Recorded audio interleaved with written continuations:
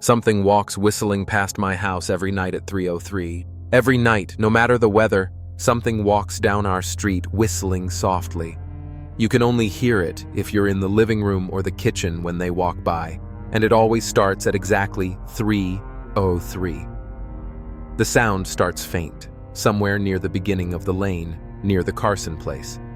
We're towards the middle of the street, so the whistling moves past us before fading away in the direction of the cul-de-sac. When I was younger, my sister and I would sneak into the kitchen some nights to listen. Mom and Dad didn't like that, and we'd catch hell if they found us out there, but they were never too hard on us since we always stuck to the one big rule: don't try to look at whatever was whistling. My neighborhood is a funny place. I've lived here since I was 6 and I love it. The houses are small but well-kept, good-sized yards, plenty of places to roam. There are a lot of other kids here my age. I turned 13 back in October. We grew up together and would always play foursquare in the cul-de-sac or roam around from back porch to back porch in the summer. This was a good place to grow up. I'm old enough to see it. And there's only the two strange things here: the night whistling and the good luck. The whistling never bothered me much. Like I said, I couldn't even hear it from my bedroom. But Mom and Dad don't like talking about it, so I've stopped asking questions. My dad is a strong guy, tall and calm. He has an accent since he moved to the US as a kid. His family, my grandparents, they're from the islands, that's what they call it. My dad, the only time he isn't so calm is if the whistler comes up. He talks a little quicker, then eyes move faster, and he tells us not to think about it so much, and to always remember the one rule, the big rule: don't try to look outside when the whistler goes past. Not that we could look even if we wanted. See, there are shutters on the inside of every window, thick pieces of heavy canvas that pull down from the top and latch to the bottom of the window frame. Each latch even has a small lock about the size of what you'd find on a diary. My dad locks those shutters every night before we all go to bed and keeps the key in his room. My mom, I don't know what she thinks about the whistling. I've seen her out in the living room before at 3:03 when the sound starts. I could see her if I cracked my door open just an inch to peek. She's not out there often. At least I haven't caught her much. But once or twice a month, I think she sits out there on our big red couch just listening. The whistler has the same tune every night. It's cheerful. Da-da-da-da-da-dum. Da-da-da-da-da-dum. Remember how I said there are two odd things about where I live? Well, besides our night whistler, everyone in my neighborhood is really lucky. It's hard to explain, and Dad doesn't like us talking about this part much either. But good things just seem to happen to people around here a lot. Usually, it's small things: winning a radio contest, or getting an unexpected promotion at work, or finding some arrowheads buried in the yard, you know, the authentic kind. The weather is pretty good, and there's no crime, and everybody's gardens bloom extra bright in the fall. A million little blessings I've heard my mom say about living here. But the main reason we stay here, why we moved here in the first place, is my sister Nola. She was born very sick, something with her lungs. We couldn't even bring her home when she was born, only visit her in the hospital. She was so small, I remember small even compared to the other babies. A machine had to breathe for her. We moved into our house here to be closer to the hospital. As soon as we moved here, Nola started getting better. The doctors couldn't figure it out. They chalked it up to whatever they were doing, but we all could tell they were confused. But my parents knew, even I knew, Nola getting better was just another of the million little blessings we got for living in our neighborhood. So that's why we stayed, even after we found out that for every small miracle that happens here every day now and then, some bad things happen. But they only happen if you look for the whistler. See, our neighborhood has a welcoming committee. They show up with macaroni casserole and a gift basket and a manila folder whenever someone new moves in. They're very friendly. 4 people showed up when we moved in 7 years ago. The committee made small talk, gave me a Snickers bar, and took turns holding Nola. It was her first week out of the hospital, so they were extra careful.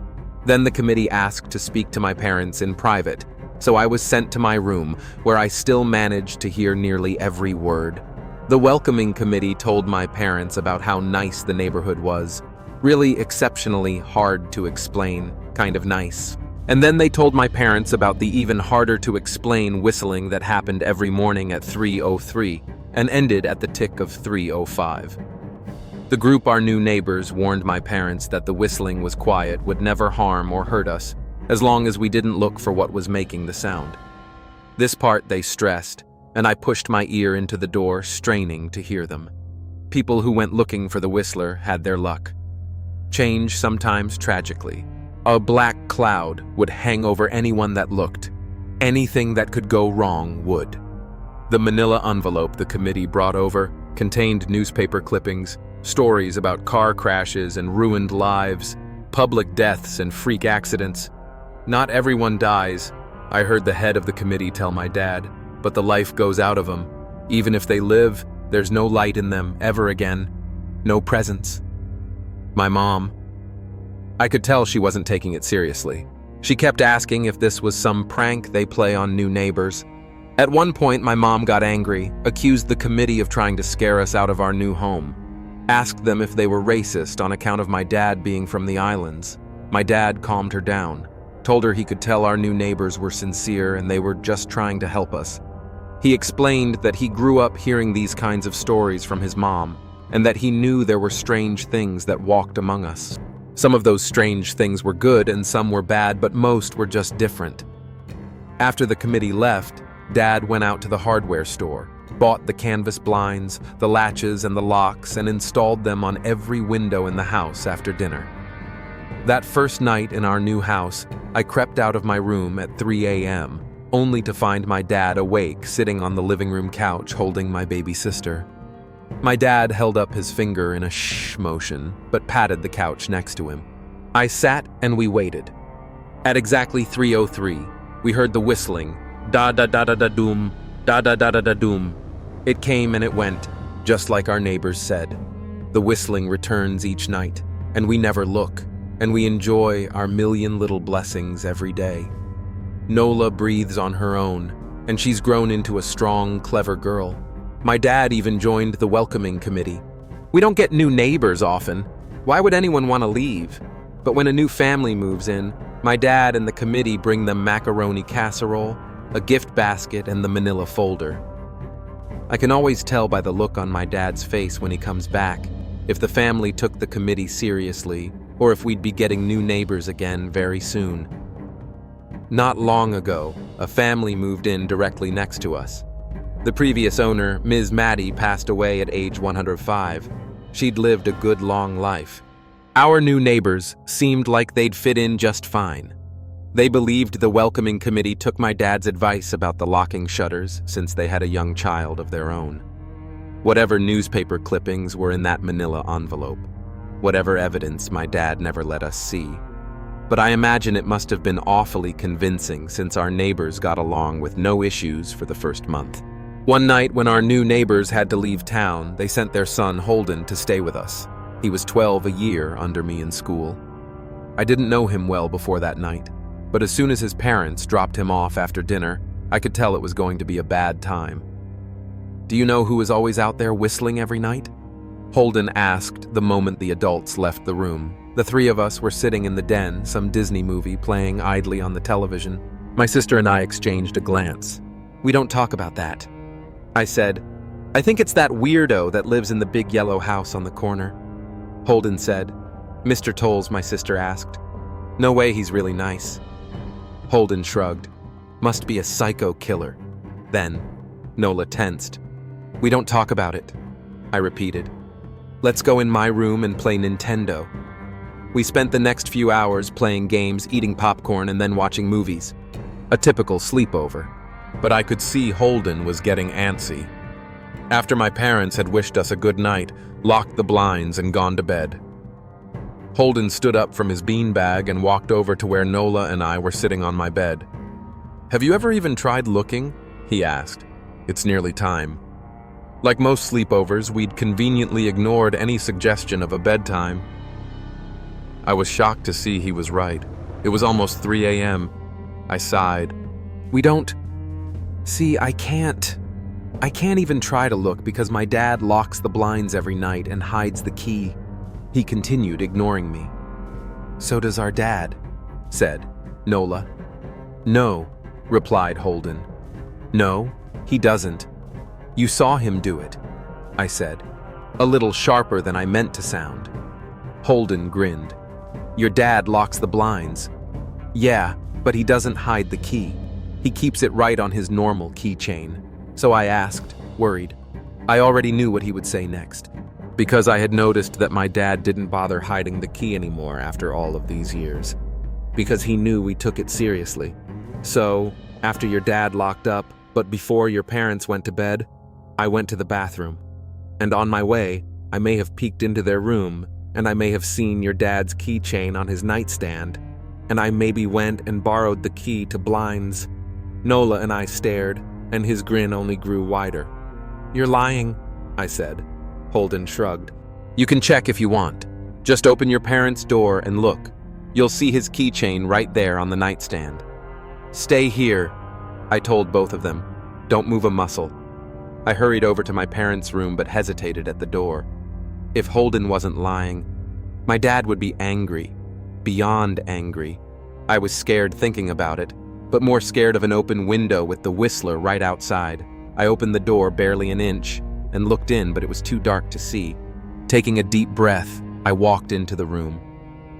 2 steps into the dark, I froze. The whistling started, and I could hear it clearly, from my parents' room.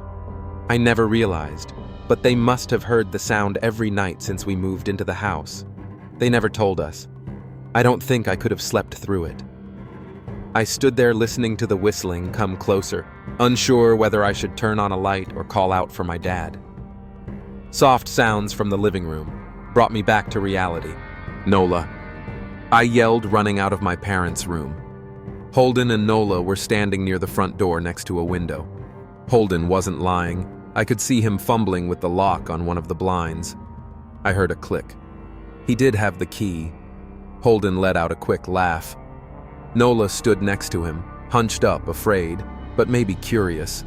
The whistling was right outside our house now. I think I made a sound, called out.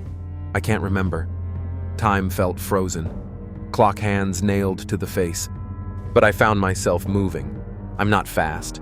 I've never been athletic. Somehow, though, I covered the space between myself and Nola in a moment. My eyes were locked on her. But I heard Holden pull the blind all the way down so it could release. I heard the snap of it start to raise, and I heard the whistling just on the other side of the window. But I had my arms around Nola, and I turned us so she was facing away from the window. At the same time, I jammed my eyes shut. The blind whipped open. The whistling stopped. I felt Nola shaking in my arms. Don't look okay, I told her. Don't turn around. We were positioned so that she was facing back towards the hallway and I was facing the window. My eyes were still closed. I felt her nod into my shoulder. I reached out with the arm not holding Nola and tried to touch Holden. My hand brushed against his arm.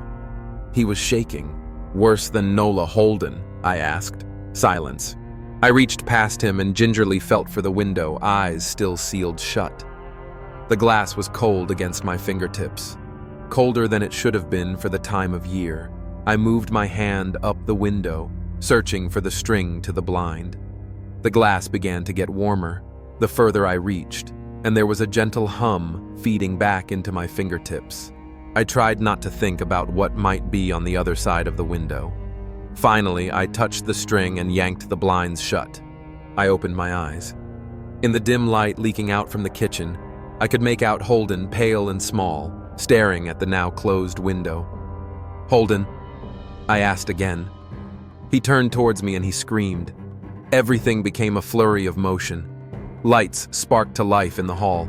Then the living room. My parents' footsteps thudded across the hardwood floor. I didn't turn to look back at them. My eyes were glued to Holden. He was pale, had bit his lip so hard there was a thin red line of blood running down his chin, and he'd wet himself. What happened? My dad asked from behind me. I managed to swivel away from Holden and look back. He looked. I'd never seen my dad scared before, but I saw it that night in that moment, an old, ugly terror stitched on his face. A parent's fear. Just Holden, he mouthed to me. I nodded. Yes. My dad let out a breath. He looked so relieved I nearly expected him to cheer. But then he turned to Holden, and my dad's face changed. I wondered if he felt bad for feeling good, that Holden was the only one that looked. There was a knock at the door. We all froze. Holden whimpered. "Don't answer it," my mom said. She stood at the threshold of the hall. I'd always thought she was a skeptic and just humored my dad about the windows and the whistler. But that night, we were all believers. I noticed that both of my parents held baseball bats they must have taken from their bedroom. The knock came again, a little louder. This time, "Please don't open the door," Holden whispered. My dad walked over to him, hugged him close. "We won't," my dad promised, still holding his bat. "Nothing is coming in here tonight." This time, the knocking was loud enough to rattle the door. Holden screamed again, and Nola clutched her arms around my neck. My mom came over and knelt down next to us, wrapping my sister and me close. "Call the police," my mom whispered to my dad. The knocking instantly stopped. My dad looked over his shoulder at us. "Do you think?" He was cut off by frantic knocking that trailed off to a polite tap, tap, tap. "Police," something said from the other side of the door. The voice from outside sounded exactly like my mom, like a parrot repeating the words back to her. "Police call, the police. Tap, tap, tap, police." My mom pulled us closer. "Police, police, police, police." "Please stop," I heard her whisper. "I don't think calling them will help," my dad said. "How will we know when they're the ones at the door?" The knocking came back harder than before. The door shook. Then it stopped. After a long moment, I heard the knocking again, but it was coming from our back door. We all turned together towards the back door, but the knocking immediately returned to the front door. Front to back, back to front, loud, then quiet, then loud again. Suddenly, the sound was coming from both doors at once, big, heavy blows like a sledgehammer. Then something started rapping against all of the windows in the house. Then the walls. It was like we were living inside a drum with a dozen people trying to play at once. Or we were a turtle, and something was attempting to claw us out of our shell. "Stop!" Holden yelled. The knocking died. "I won't tell Holden," said, staring at the door. "I promise I won't tell anyone what I saw. Just, please go away." We waited for nearly a minute. Then we heard a soft tap, tap, tap coming from the window. Holden had looked through earlier. Holden started to cry, sobbing like a prisoner, watching gallows being built outside their cell. My dad held him, brushed his hair, but never lied to him, never told him things would be okay. The tapping at the window went on for the rest of the night. We huddled together in the living room for I don't know how long. Eventually, my mom tried to take us kids into my room while my dad stayed to watch the door. But the second we moved into my bedroom, the knocking came back so loud it was possible to ignore. I was afraid the door couldn't take it. We went back to the living room and the knocking stopped. Only the tap, tap, tap on the window remained. None of us slept that night. The tapping stopped around 7 a.m. That's about the time the sun comes up here. We waited another 2 hours before my dad opened the blinds from one window. He made us all go back to my parents' bedroom first. I heard him open the door, then come back in. "Okay," he told us. "It's done." Holden's parents came back around lunchtime. My mom and dad walked Holden over to his house, and they all went inside for quite a while. Nola and I watched from the window. She stuck to me the whole day, right at my side, sometimes holding my hand. When my parents came back, they looked grim but wouldn't tell us what they said to Holden's family. It was a Sunday, so we all spent the day together, ordered pizza, and watched movies. That night, everyone slept in my room, Nola and my mom in the bed with me, my dad in a chair he'd pulled over. There was no knocking that night or any night since. We didn't see much of Holden or his parents for the rest of that week, but by Thursday, there was a moving truck in their driveway. Nola and I watched them packing up the whole afternoon after school. What sticks with me most is how tired Holden and his parents looked. All three had the same pallor, grim mouths and lightless eyes. Even from across the street, I could tell something was very wrong. Holden and his family were gone before sunset. I remember what the original welcoming committee said to my parents when we moved in. Not everyone who looks at the Whistler dies, but even those that live have the light go out of them, and the rest of their lives are full of misfortune. A million little tragedies. I think Holden's parents must have looked either to comfort him if they didn't believe or share the burden if they did. I watch Nola some days happy and young and alive, and I wonder if I'd been slower if she'd looked out the window that night. Would I have looked too? To comfort her, to share that burden. I'm glad I don't have to find out. We still live in that house, in that neighborhood. We still hear our Whistler walking past every night. The blessings, the luck, the good things here are too good to leave. But we're careful. We don't have friends over to spend the night anymore. And my dad hides the key to the blinds very, very well. Not that I've gone looking. Some things you just don't need to look for. Thanks for watching this video. If you like this video, drop a comment below. And please like, share and subscribe my channel.